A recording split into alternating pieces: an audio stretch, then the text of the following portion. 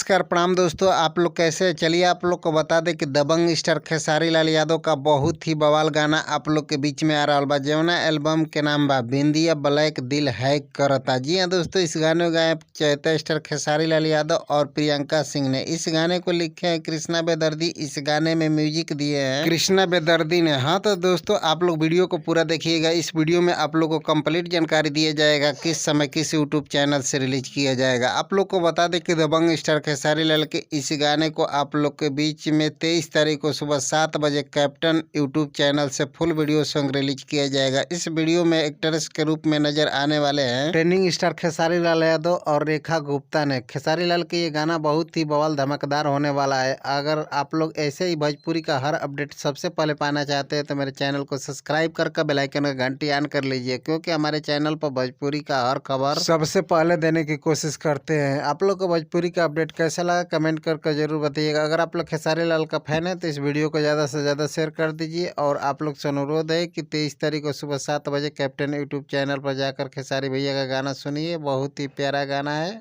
नमस्कार प्रणाम दोस्तों।